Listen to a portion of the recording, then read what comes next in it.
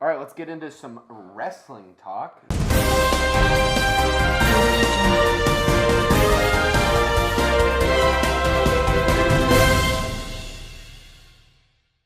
What's up, Fusion Corp fans? This is Bernie here, back at you again, and we got some late-breaking news here that revolves around TLC, and that is the fact that we're going to get two changes right now to the TLC card, and that is going to be Kurt Angle is going to make his in-ring return debut in the WWE ring in about 10 years, I believe. So we're going to get him replacing Roman Reigns, who has according to WWE, a medical issue impacting the two wrestlers that we're going to be talking about. So it's a medical issue. What I've gathered from, and especially read from the Wrestling Inc., is that apparently that WWE is testing members of the Raw roster for mumps. So they thought that it was originally tested for some meningitis, but it turned out to be mumps. So just so you know what mumps is, it's an airborne illness and virus that can spread through the saliva and tonsils, even plates or cups, with an infected person. It also can be spread by coughing or sneezing. Symptoms usually take about 16 to 18 days to appear, and it usually takes about several days to a week to disappear. And although Wrestling Inc. cannot confirm that it's affecting anybody else for the SmackDown side, it is affecting the Raw roster members, and we are seeing it right now with both Roman Reigns and Finn Balor out. Not Finn Balor, but Bray Wyatt. So in place of Bray Wyatt and the Demon match is officially canceled and off, it is going to be AJ Styles versus Finn Balor. And we're going to be discussing it here right now on the late breaking news, guys. And the first thing is what a waste it is to have Kurt Angle return without any sort of build or have anything to do with just build it up properly. You could have had a proper storyline, a proper feud with Kurt Angle in a later down the line, a WrestleMania, but instead we're getting this right now where we have a lot of injured wrestlers, not injured, but sick wrestlers that have mumps. And so you decide just to put him in because he will draw the same amount of numbers as Roman Reigns, which to me is very stupid as hell. But they could have used someone else. I mean, it was already a clusterfuck of a pay-per-view anyway. We saw what the pay-per-view card looked like, and in this video that I put the late-breaking news in, we're gonna talk about it and how we would book it ourselves. But you already saw how much of a clusterfuck it was. Bad matches all around. There might be some sleepers with the women's matches, but like I said, this is not going to be a very good thing for TLC on Sunday. It's going to be a very bad pay-per-view in my opinion, and we're just going to have to find out, guys, and see what's going on. The other thing is that AJ Styles was also reportedly sick and missed a live event in Argentina, but it looks like he's going to end up okay because he is going to fight Finn Balor at TLC.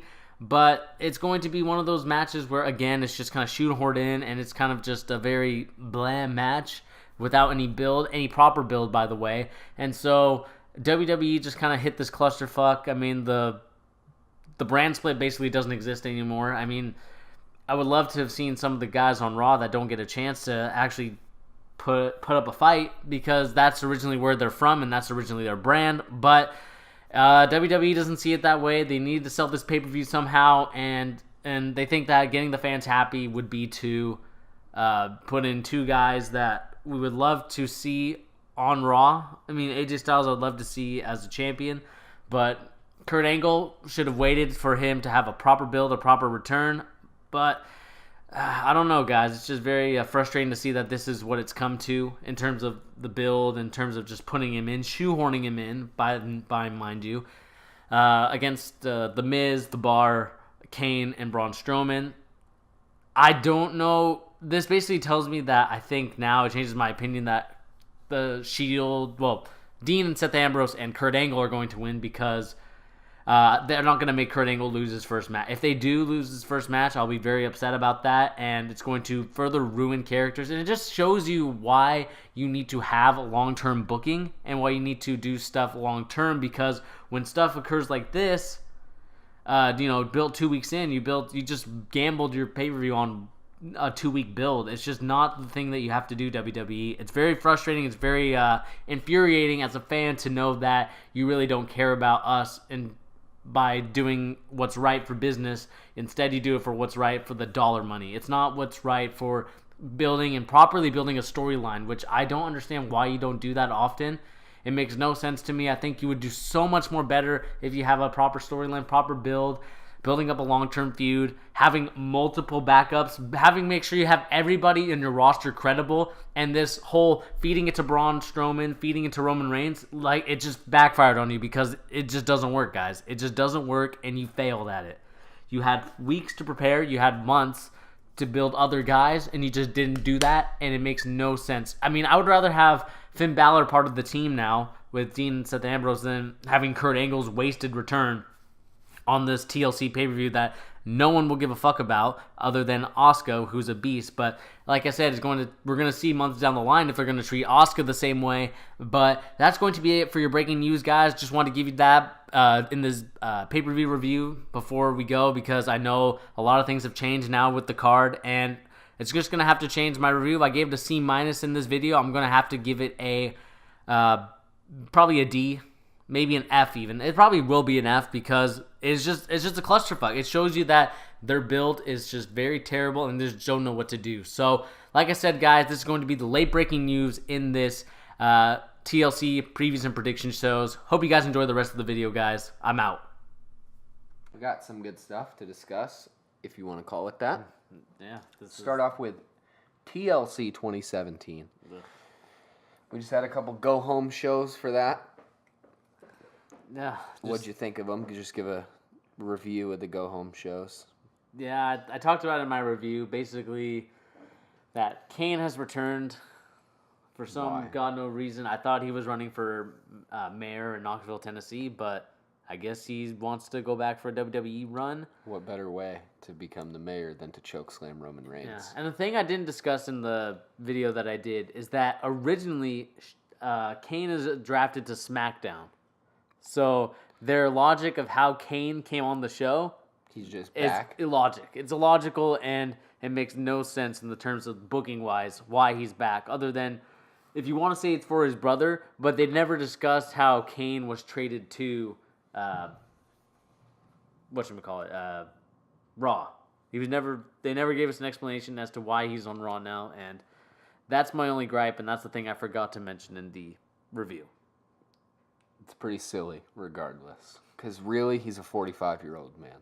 He's not scaring anybody. Yeah, it's time to stop reaching into the jar of what part-time superstar I can put in that people will get a cheap, nostalgic pop. It's time to build these stars up. WWE, build them up. Build them up, boys. All right, let's go straight into it. Yeah, let's just talk about the card now. First match. Who's that? Who does that? Roman Reigns. Oh, that's not who's in the first match. Oh. Brian Kendrick, Jack Gallagher versus Cedric Alexander and Rich Swann. Let's use the cruiserweights in something just so we have an opening match. Yeah, I mean, they've had their... I know that Cedric Alexander has had their feud with Brian Kendrick and Jake Gallagher, as far as I know, because I don't watch 205 Live. Never will, because it's very... Never will, ever. Very boring. What if Ricochet goes? I pray he doesn't go there. I pray he just stays in the indie scenes. You'd watch it. I'd watch it, but I pray that he's in the indie scenes from now on, because that would be a very terrible way to use Ricochet. But anyway, so I'm a Cedric Alexander guy. I think he's probably the best cruiserweight wrestler out there. Okay. Out of all these guys, his lumbar check is, it's very good. It's just very good, and I think he is someone that I feel should not only wrestle 205 Live, but he should also wrestle guys like Seth and Dean Ambrose. I think he would definitely get over where if they just build a character around him instead of giving him that stupid Alicia Fox mid-card title earlier in when 205 started. Yeah. Instead of having him paired with Alicia Fox, if that's whack. They would just build the cruiserweight as something special and not. I don't think there should be a weight limit, because it kind of limits who they can wrestle. And I mean, I guess wouldn't they have to change the name of the show then, though? Yeah, I think it was just a Vince and Kevin Dunn thing where they just didn't know what they had when Triple H gave it to them. Triple H made them this fantastic, awesome-looking vehicle. Yeah. And he gave them the keys to say, you know what, you're gonna have to be responsible now. But of course, choked it away. Of course, Vince is not gonna be responsible with the midgets because he doesn't like the midgets. Yeah, I mean, they're not even that small. They're not even that small. Finn Balor is smaller than that. I know, and I don't understand it doesn't myself. make any sense. But anyway, this match is I don't even know who to pick here. I think I'm just going to go with Cedric just because he's my guy. Who are you going to go with? I'll just take the opposite because I like Brian Kendrick. He's the man with the plan. I mean, I haven't watched any of him really since he came back, other than when he first started at NXT. But I like old school Brian Kendrick back in the day. Let's move on. Number 2, another cruiserweight. Jesus, this is rough.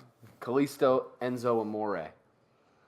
Yeah, this is another feud where I have no idea what's going to be happening here other than... Or why it's happening. Well, I know why it's happening because Neville decided to leave the company and this was going to be his spot. But of course, if I was Neville, I would leave as well because they're not treating me the way I want to be treated and how I feel how I carried that division for the longest time.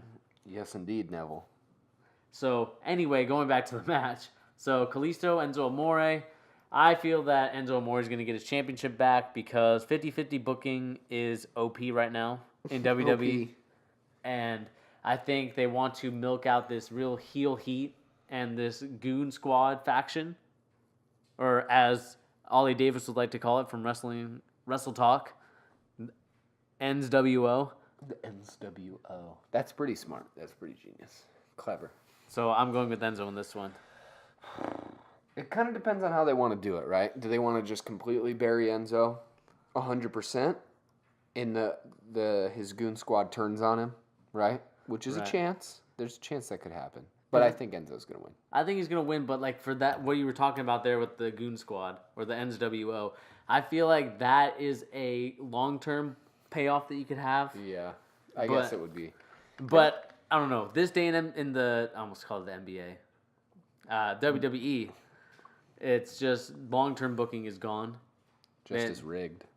They just they blow their load every time they have like a good idea, and they really do. And they just I don't know. It makes no sense sometimes what stuff happens. Especially I will go to this one point, and I know it's a very minuscule point, but just the fact that they could have had a WrestleMania moment with Bayley last year when she debuted. They just kind of blew their load there and had her win on a random episode of Raw, I believe. Before WrestleMania. So it's par for the course. You know, they just do that kind of stuff all the time. Let's move on to the most confusing match of the night. Confusing as to why it's still happening. Why this is happening the way it's happening. Because these guys aren't that bad, but this is awful. The Demon versus Sister Abigail with a lisp. Yeah. AKA Finn Balor versus Bray Wyatt. Why is this a thing? This might as well be an episode of, like, Supernatural on the CW. Really. I'm not even kidding. I just made that up, but it's really true. This is an episode of Supernatural on CW. You have a big, fat, white dude with a giant beard and long hair who's pretending to be a magical girl versus a guy who paints himself up like a demon and they're about to wrestle in tight pants. That's what's happening. And it's not these two guys are a lot better than that. But this storytelling is absolutely nightmarish. And not in what they wanted it to be. When it first started, I realized, or what I recognized, was that when they were introducing the Sister Abigail character, I was like, oh, this is exciting because he's going to have like a female manager almost. Where it was going to be, I thought it was going to be cool because, it would be cool to see one of the NXT girls get a chance at the main roster in her Sister Abigail gimmick, and it adds another woman to the already kind of depleted women's roster on Raw. But instead, we got pretty much Bray Wyatt in drag. Essentially, yeah. If Bray Wyatt comes out in like a flowing gown, like an evil like witch gown, that would be... I would honestly probably change my tune. That'd be pretty funny. Yeah, but like you said, these guys are worth so much more than what they're given. Finn Balor was a former Universal Champion. Universal Champion. But he was a former Universal Champion, and you see him, and he's like, I don't know, you have to really be keen to pick it up. And what he says is that he is the only person that's really mentioned Brock Lesnar by name to challenge him for a title, which I think, well, now it's not going to happen because... Other than Jinder. Yeah, the Jinder thing, we're going to discuss that after this TLC prediction. But I think it would have been cool to see Finn Balor challenge him, although it's not going to be very believable because of the size difference and the way that Brock Lesnar has been fed all these guys just to be fattened up for Roman to eat later. This would be my counterpoint, and I'll say this as far as this match and the Brock Lesnar match is concerned too. Mm-hmm. We've discussed this on the podcast with our wrestling stuff before. If Finn Balor as the Demon actually has a different moveset, and he changed the way he wrestles a little bit, okay, to actually show that he's not just regular Finn Balor, that could explain how he might be able to beat Brock Lesnar, right? Exactly. But going to the fact that he doesn't have a different moveset, and I agree with you 100% that the Demon Balor should have a very totally different moveset than regular Balor. I honestly, and maybe they probably won't because it would actually make the match okay. Right. If these two dudes came out, right, as the Demon and Sister Abigail, and they fought like they wrestled like completely different people, because that's what they're trying to do, it would be okay, it would be pretty interesting. Like if Bray Wyatt as Sister Abigail wrestles differently, would be cool. But then it would open up the door for them to do the Demon with a different moveset as well. Maybe they're going to do it. Probably not. But there's a chance that they come out there and wrestle in a different way. I mean, the hope is there, and you hope that it will happen. But I think WWE's laziness and their failure to commit a different kind of character to what the original person is very lazy, and they won't do it. Because that's the thing, especially with Sister Abigail, right? If he comes out and he's talking in this weird, like, female voice and he's doing this drag thing, right? Right. How is it going to make any sense that he would wrestle the same way as Bray Wyatt wrestles? It doesn't make any sense. Unless there's a reveal that Sister Abigail is not a real person and he was just pretending, which I think might happen. Yeah, it just kind of sucks for Bray Wyatt because I think his character is more of a cult leader. Yeah, than a follower. Than a whatever supernatural thing that's going on here. And I think he's worth way more than what they've given him. Yeah. So it's just very tough to see. But in terms of who's winning this match, I'm going to go with Finn Balor because I feel like they're actually, now that the Jinder Mahal thing is out, I'm going to change my tune. I think I'm going to go with Bray Wyatt winning I'm this taking match. Finn Balor 100%, and I think this is going to be the end of their feud. I only hope it's the end of the feud. But they would never let Bray Wyatt go out on top of the feud. I don't think they would. Because I think they have too much stock in Finn Balor. Yeah, which they really do. It just kind of sucks to see that Bray Wyatt was a former WWE champion, and now he's fallen. I mean, yeah, his run wasn't that good, and the way it ended was very bad because of reasons of the Jinder Mahal effect. Yeah. But he had so much potential. He still does, honestly. Bray Wyatt is really, like, captivating to watch, in my opinion. He is, but every time it just happens, you're just seeing that he's just talk. Yeah. Take an L. He just, like, the thing about Bray Wyatt, too, this is the last thing I want to talk about for this match. He just looks like he stinks. That's a weird point to make, but he looks like he smells kind of bad. Maybe he's like our boy Post Malone. Maybe he does smell nice. I don't think Post Malone looks like he might stink, but I feel like it's not that far off to believe he probably smells good. Bray Wyatt looks like he smells like a swamp. He looks like he's from the swamp. He looks like he smells like the swamp. Oh, God. Let's move on. Yeah, Emma. Yeah, let's move on. Emma versus Asuka. Asuka. Who you taking? I'm this going one's to probably take the easiest of all of them. I mean, if WWE does anything, If they let Asuka lose on her first match, they're officially a racist company. Because Nakamura has lost to Jinder twice. If Asuka comes on here and loses in her first match against Emma, it's a racist company. We know it. Right? yeah, Can we agree? I think we can agree there. But the thing I wanted to bring up there is that these two have already had a match at NXT TakeOver London. Okay. And it was a really good match. I really like the way these two work, and I think that's the reason why they have Emma working with Asuka in her first match is because these two have had chemistry before in the ring. And the thing that really annoys me, and I was talking to you about it earlier before we started recording, is that they do not mention NXT in any of their program in terms of putting guys over. Yeah.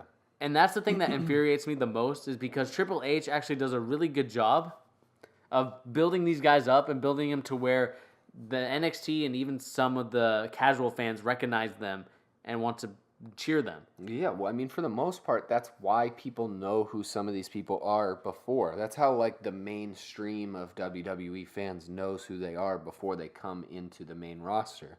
Nobody's getting excited for Asuka if she didn't wrestle in NXT. I mean, some of the people who know who she is before she signed with the WWE would be excited, of course.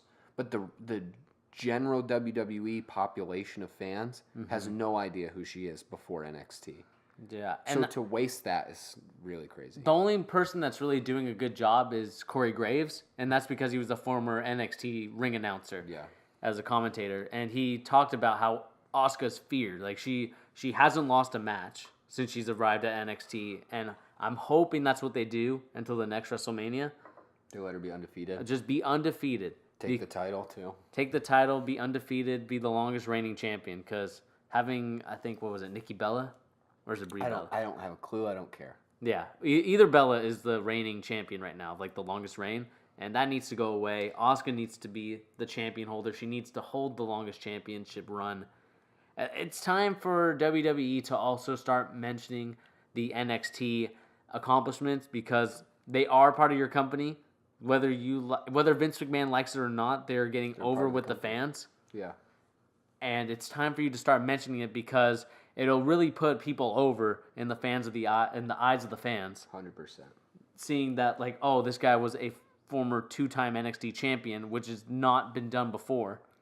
Not only that, but it fuels your views on your previous NXT stuff. If you're like, hey, if you haven't watched Asuka's match against Emma in NXT, go back and watch it. It's a great match. Or go back and watch all of her championship run as the NXT Women's Champion. It doesn't make sense for them not to do it. And that's what I like, and that's what I think they should mention when they're doing these storylines. Yeah. They've faced each other before, and it should be Emma should either be scared out of her mind that she has to wrestle Asuka again, or she's like, you know what, this is going to be the time that I finally beat Asuka because she beat me in London. Yeah, or they're like, oh, they had a pretty close match in London, But then you have one of the commentators are like, yeah, but she's done a lot since then. She's got a lot better since then. Right. It's not going to be the same kind of match. And then you have this conflict of like, oh, well, Emma really does have a chance. Did you see their match in NXT? But she really doesn't, Yeah, and that's what infuriates me about WWE. It's such easy storytelling. It's easy. It's not even that hard if you think about it. And not even... if you just logically think about it, it's just not hard. I mean, we just incorporated NXT and told a better story than they already did. Then this is like, oh, I don't like this Asuka character because she's trying to infringe on our... Because she's foreign. Well, it's not even foreign. It's just because she's infringing on our women's division, and we don't want another person in our division. It's stupid. It's just a dumb storytelling thing, and it makes no sense because all of these women have seen Asuka before, especially Bayley. And they just made her so cringe. They were like, when Asuka comes in, I'm going to give her a hug. Yuck. Is that a real thing that happened? That is a real thing. Oh, my God. Let's move on to another awful match. Did we pick a winner? I think we said Asuka, right? That was the easiest one. Like you said. We say that, and then Emma's going to. Yeah.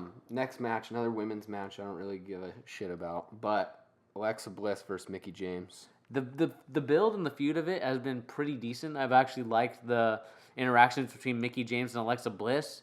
But I think, just going quickly, I think it's just going to be Alexa Bliss winning so that Alexa Bliss can face Asuka for the women's championship. Yeah, that's going to be the next day. I don't even think we need to just talk about it that much. Yeah, but the thing I liked about it is just Mickie James is actually a really good talker. I like the way that she presents herself on the mic. I like her character. Yeah. But, WWE has really... I won't maybe call it disrespect, but they haven't really used her in the correct way, and it's just led to this kind of dead character. But like during this feud, you saw that she actually has a lot to give, but you just haven't given it to her, and that's just the story of WWE and most of their wrestlers, and why most of them are starting to leave. I mean, she's super proven in the WWE ring too. Yeah, like she was really good when there wasn't other people making it good, Yeah, I mean, it was actually wrestling. It wasn't just diva matches. Yeah, this is whatever the case. I think Alexa Bliss is going to win. Yeah, that's pretty much it. Tell you what, I'm not going to watch it. I don't care about it. Next match. Big match of the night. You got the Shield versus 5 giant human beings. Hoorah! All right, cut that out. The Shield versus Braun Strowman, The Miz, Kane, Cesaro, and Sheamus. Ugh, Kane. So, from a storytelling perspective, have they addressed why they're making this a 3 versus 5 match? Well, the reason why they made a 3 versus 5 match is because in the back, the Shield were having their promo, and Dean basically said that they could beat 3, 4, 5 men all like when they're together. Basically, is what the storyline. So he's saying like, oh, we don't need anybody else. That's why. Yeah, he's saying that we don't need anybody. We're like the greatest faction of all time. We don't need anybody to help us battle, and that led Miz to telling Kurt, Miz or Dean said that they could beat 4 or 5 guys, so let me add these people. Okay. So first it was Braun Strowman that they added, and Kurt agreed to that. And then next week on this go-home show of Raw, The Miz said, we want to add a 5th member, but Kurt Angle said, no, you're not adding a 5th member. And then Kurt Angle put the stipulation of the steel cage match that happened this week between Roman and Strowman is that if Roman wins, it goes back to a 3-on-3. But if Braun wins, then it's a 5-on-3. Oh, okay. That's not a very fair. Yeah. I don't know. It's very lazy storytelling, and we all know why the Shield was brought back together. It makes the views, dog. It's about the views, and it's about not believing that Asuka can sell a pay-per-view on her own. Yeah, no, she can't. I mean, just the way it's built up. Just the way it's built up, but like if you built it up correctly, she could have. She probably could, yeah. If you built up, and I talked about this I don't know if I talked about this in my review, but I'll bring it here. If you would have built up that she's undefeated, no one has ever beaten her before. Yeah. Then I think you could have sold it properly. But WWE and their laziness and their uncreative minds, you're getting this Shield reunion that's only going to be probably a one-time thing. All right, so let me ask a question that I guess you might have just answered. Is this a one-time match, or are they actually going to be back together for a little bit? Because that would change my prediction. I think, depending, I want to say that because there's no like DQ in a TLC match. So, has there been any like rumors of if they're going to be around for a little bit? I don't know if there's going to be something with the Survivor Series, and that's the only thing that I'm like questioning. So maybe they would fight at Survivor Series. Because imagine this. Can I just paint a little picture for Survivor Series? Paint the it. Shield is still together, right? Right. You have the greatest faction debate, right? Mm-hmm. You have the Shield versus the New Day. Okay. Already awesome. You can't tell me the Shield versus the New Day promos wouldn't be incredible. Their matches would be incredible too, right? And then you have the 5-on-5. New Day, they got respect for them Usos. They get the Usos. Then whoever the Shield gets. But you have the New Day and the Usos versus the Shield and 2 other people. All right. How awesome is that match? That would be like the best 5-on-5 at Survivor Series in 10 years. It would be a cool match, but the thing is, I think think WWE wants to get Roman over. That would get him over. A sick match with the New Day. I don't think it would get him over because the New Day would get cheered so much. The New Day would be like the most over team. I mean, they already are, but like it would make them even more over because they want to see Roman lose. I just want to see the New Day in everything. I know, you're a New Day mark. Dude, I love the New Day. They're my favorite tag team of all time. Yeah, but I'm going to go with it's going to be maybe 2 things, and then this is going to be the thing. Once Roman is by himself again, he's going to get booed. 100%. So like I said earlier, I don't think this was just a get Roman over, because if they wanted to get him over, they failed at it multiple times, and I don't think this is another attempt at it. I think this is just an attempt to sell a pay-per-view. If they wanted to get him over, they would just keep him as part of the Shield, but he still wrestles individually. Yeah, and the thing is, they didn't even change his music. They didn't even change his music. When they formed the Shield together, reunion again. It wasn't the same. It wasn't the original music. It was Roman Reigns' music. Wait, so the Shield came out to Roman's music and not the Alpha... Well, they said the Alpha gimmick. But then it was Roman's music. That's atrocious. That's so disrespectful to Seth Rollins and Dean And I think Ambrose. this is just a disrespect to the fans. Like, some of the fans notice this stuff, and you think that, oh, they're not going to notice it. They have amnesia. That's so disrespectful. Those are two other WWE champions. Yeah. Two of the best wrestlers in the WWE who have been way more over in the course of their WWE careers than Roman has. And you play Roman's music? Yeah, it's... You might as well play Bam Bam Bigelow's music. That would make more sense. Ugh. That joke didn't make any sense. But I'll say this. I'm going to make 2 predictions, all right? If the Shield is going to stay together, they are going to win. Okay. But it's not good. I think somebody's going to come out and help them. All right? Okay. If they're not going to stay together, they're going to lose. No, I'm going to think the opposite of you. If it's a one-time thing, I think the Shield is going over. Okay. Which will... but I think they're going to do it to the Miz because screw the IC champion, right? Yeah. The IC belt is irrelevant. It makes more sense for one of those guys. Like either the Miz, probably either the Miz or Cesaro is going to take the pin out of this whole team. Mm-hmm. Because Strowman's over, they don't want to bury him. Well, not bury him, but they don't want to make him look weak again after having a match with Brock Lesnar and getting powerbombed through a table. I feel like Braun Strowman might leave in the middle of the match.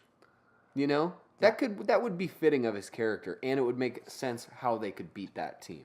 I just wish he wasn't in the match. I wish he wasn't either. It makes no sense. It makes no sense. Neither does Kane. I think he's going to leave.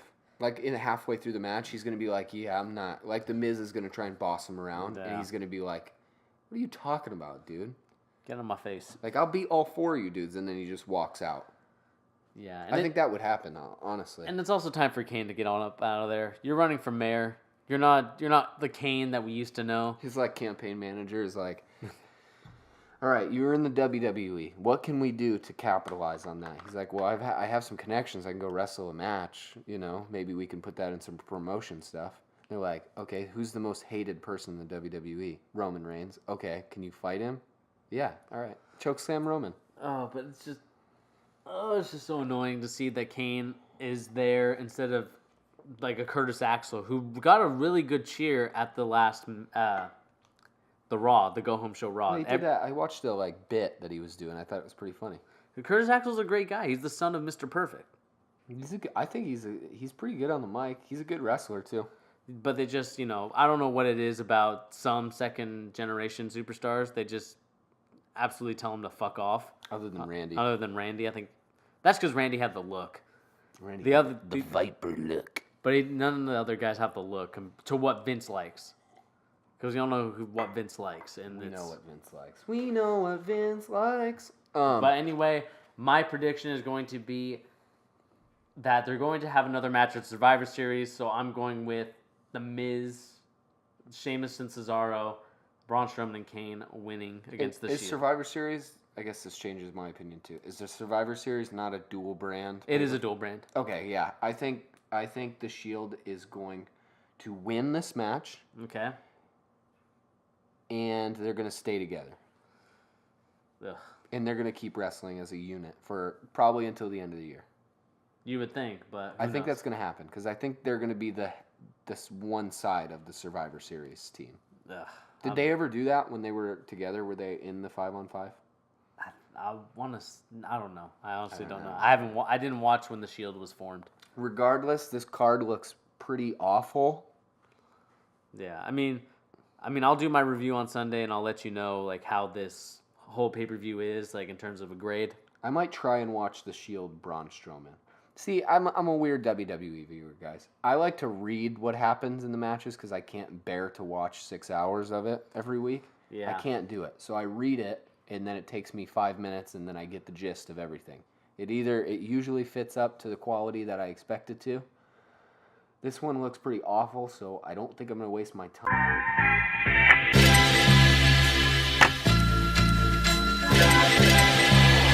Kalisto, live.